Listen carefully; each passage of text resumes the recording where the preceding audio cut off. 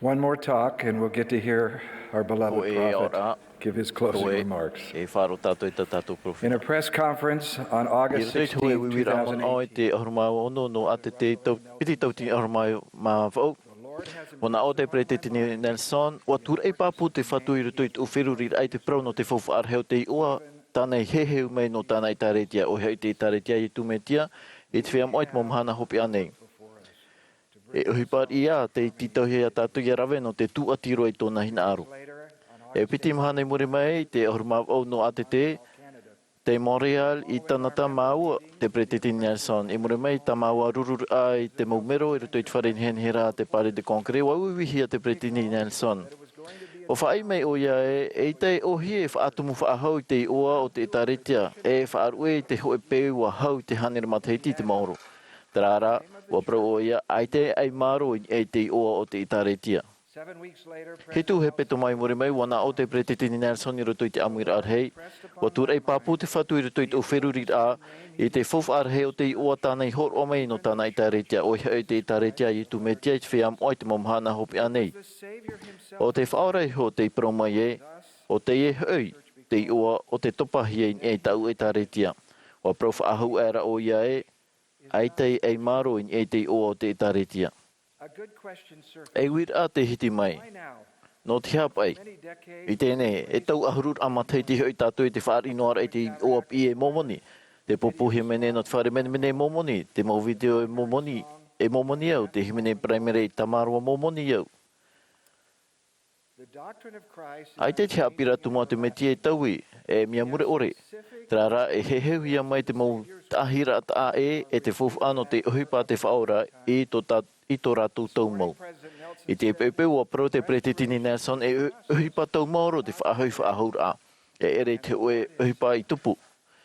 Ua pro te whatu ia tupu rā te mau mia atu ai tō rātou i hotau e ti ai. I te ene tō tātou tau. E te whaatumu whaahau nei tātou i te o te taretia te heheuhia mai.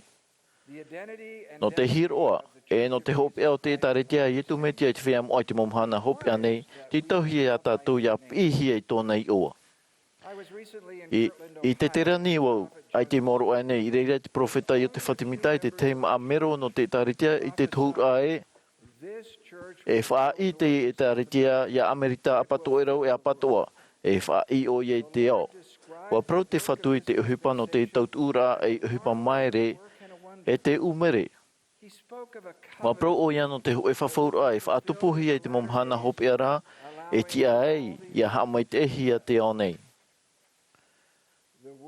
Te hurihi anei te mo pro te i amuira nā roto i pēa huruma pēa reo. E te hopea e whaarohia e te ohia te inau praura nā roto e iwa ahuruma hetu reo i roto i piti hanere piti ahuru whenua e tuhu a whenua e hauatu. Ia hoi mai te whaora ma te hanahana ari e te hia ia te mau mero hap o mai te no te taritia i tu metia i te whiam o te mau mhana hopi anei i roto i te mau whenua atua, te mau tata atua, te mau nun atua e te mau taere atua te onei. E ita te mana o te taritia i tu metia i whaahohia mai e vai in ia noa i te whia e mero no te itaretia. Mauti te mo whaaitir ano te rei mai to tātou ni mhana, mauti te mo papa e rā moai whaahohia mai te whenua nei, e te horo a mana rhei no te wārua mai te ei, i riro tātou e maramarama ana i ni e te aivi, e whaarumaruma no ai te maru poiri no te whaaro ori ai tu me tia i te ao nei. No atu wai rawer hei pā te vai hoi te ao nei, whaarumaruma i tō rātou whaaro i te tarehara, e ita tātou e whānu e hi atu i tō tātou hai. E riro te mau tere te tiano e ere no tō tātou hapa ora i te whaari mai te mei tō tātou ti ara ai tō tātou i te pāpu no te metia. E tāno atu te mau tere te tiano te hi o whea ai a tātou. E tau hi mai rātou i a tātou e hoa. E te mau mhana i muri nei. E pihi a tātou i te i oano i etu metia. Maruru ia o tono no ta o tomo tautor a huruar i no te tura i ait pro no te ua mau o te taretia. Toru mataiti maeri ua pro whawhau mai te pretini Nelson e riro te hapo mai te ai te huruf aihpar ai te o tano te taretia te whaora, i te whaatupu i te whaar or hei atua, e te amatara i te mana pēwaru or hei atua. O whaatupuhia te profafau e te maupipi pai tirhei na te ot o nei. O whai te tai e lori a hora no te pahiti autera no te whenua marite e te tahita e me mia huru e a prau te o ta ato o te itaritia no te praura te profeta wauno no oia. I te hoe tai me te praura oia i te hoe hoa i te wharepurera no te te tu whaaro. Te tāna i prau mai. E te atata ui mātou o te hui mai e momoni ui. Na awa tura wau e mero wau no te itaritia i tu me tia i te whea mo ai te momhana hopi anei. O hamata era o iei te ui mai te mawir ai rawer hei paurua te hamata mai te ie. Te ti aturi rane te itaritia momoni e te motai mea tu obo hamata ta au mau pahonor a mai te ie. I roto i te itaritia i tu me tia i te whea i whahoihia mai te ti aturi ni mātou. I tōna i te rai ai te voi whaar i rai tra pro momoni. Ua ui riri i mai o ia. E ere ane o i te momoni. O nā o turo o ia nā wa i te ane o ia no hea mai tra pro momoni. Ai tau o ia i te. Prauturo wau no te i o aperetane o te profeta Mormona. E te atapapa e aamu te nirara whaihau. E te ata poritita. Ai tara o Mormona i poe no ta umohara. Ai tau Mormona i mamai i te mane. Aurere i poe e te tatauro no u. O ie tu metia tu atu e tu whaura. Nā ni e tōna i o avau e hina aro i a prohia mai. Ma te toni tōna vai mūra, na au mai nei trahoa e tere te anu ia oe. Te hamanora o toi te prawa te Pretetini Nelson, te e whawhatu neo ia o tō e mai te mea e rawe tātou mai te mait e roa no te whahoi te i ua ti au te tāretia te whatu, te tātanana te e tāretia, e nin i mai o iei tōna mana e te moha mai te iraini e te upo o te whiam o ai te momhana hopi anei. I te whaitu aurea tātou i te anei. E tāpi anō te whatu i tana prau. E haamatara anō te whatu i te e anō tātou i arawe tātou i tana ahupa. E rawe rahi mataiti te mauru mātou i te tia te ho mai te tauna tirarara Church of Jesus Christ.org e Church of Jesus Christ.com. Ai tara ho e ai ho hia mai. E te whaarar a te Pretetini Nelson no ni e te reira ua matara tāu e no mai trai piti at ora. E te mei au mau. O whaarhei te whatu i tā mātou tauto ora e whaafro i te moi oa te tāmu mauro hia i e te tāretia. E nārto i te whaar o wa tauihia te oa o te pupuhemene o te whare mene momoni e pupuhemene o te whare mene i Temple Square. O tauihia te tahua na te rara LDS.org, te hau i te piti ahuru maho e mirioni mata i te irai te au e te Church of Jesus Christ.org. O tauihia te oa o te LDS Business College e Ensign College. O whaahirehia te tahua na te rara Mormon.org, i a Church of Jesus Christ.org. Wa hau te tautini huipa te tauihia te oa momoni, Horera te prau LDS in e rato.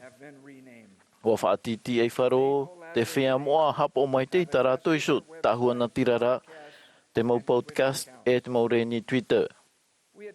O rawe tātou te hoe tāpau api te whaatumuhia in eia yetu metia. I ropu i te taipe, te weira te whaahoho ara no te tiim maremora, a Thorvaldsden te Christus. Te whaitera te reira te whatuora, te tia whaahau, te whaatoro rai te rima no te whaar i te mot ata, oi haere mai ianara. I ni e te taipe, te tiara ietu me te raro ai te hoe apou. E whaahamanor ai tātou te whaora, te tia whaahau, o te haere mai rai rapa i te menema. O whaatanohia te papaira no te taritia ietu me te whiam oi te momhana hopi anei nā roto e pē ahuru reo, e hau atu. E moi ua na tirara te hohia mai na te o ato anei. Te maururu nei mātou i te mota ata mai te peu mai te whaatura i tō tātou hina aru i a prauhia i te o atia. No te ono ane iau i te hoe prau ea, te whaahiti te prau o te hoe taratino taturita, no ni e te whiam o ai te momhana hopi anei. I te whaarere i awau i te tia no te hoe taretia tere te anu i te awai maeri, i te pāhiti au te rau te whenua marite, o whaohipa o i tō tātou i o tātou i te teimi mātāmoa, e muriseo, o te etaritia a ietu me tia ia. O tai mātou e aita te morau ia hapararera ai au roa i te tuuf ahau e ono tau ni e to tātou i ua. O prau ana te pretiti Nelson e whai te mait mō e ai te umihi te pahonor e tātou anira a. Māruru no te whai te mai, i tō tō whaatura i te whaohipar ai te ua tamātou e hinaro. Mai ta oto i nā reira nei, e te mō whaanhora ta ere, tuaro, poritita, e te muta atira. E maa tātai hoa ia, te tāmau te pi ia tātou e momone, e whaohipar a orera e whaitira ai te papu o tātou mitioni. Te ani whahau nei mātou, ma te peu mai te hior a, ai whaito a te mau vea no te whaaturar ai tō mātou hina aro, ia pihi a mātou i tō mātou i ua, e i ua whatatai piti hanere ma teiti te maoro. Tau tini reira whaiam oi te momahana hopi anei te poro i tui te ua o te itaretia. Ia rawi tātou i tātou tuha e peat o mai te hea tu mot ata. Miau, o whaoti o iriura Jean e pe te praua o te pretitini Nelson. I te hapira, ua pro rato no ni e te miata rato i rawe, te hope a he petoma. E o pro iri ura no ni e te haere reit purera. Prau e rato nā oro mei tua o vai te piwha oe. E momoni ia oe. I reira to iri ura prau papur a e ere. E mero vau no te taretia i tu me tia i te whiam oai te momhana hope anei. Nā o era te oro mei tua e momoni.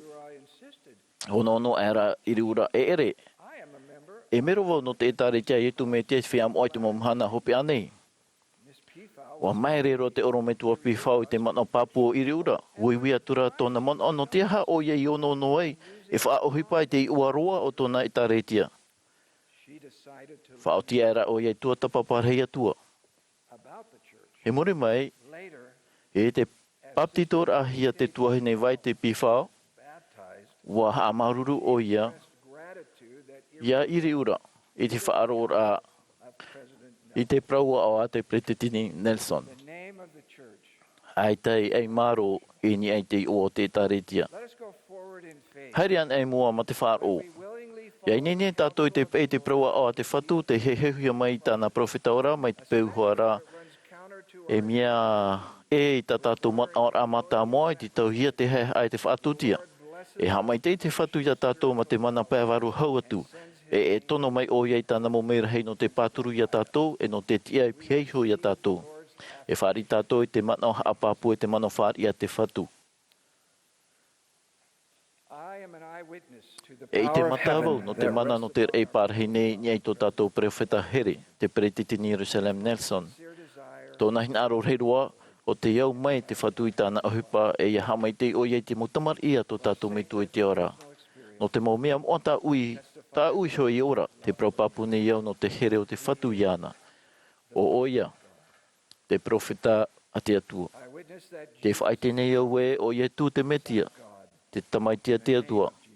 I te i o ie tū metia. Amene.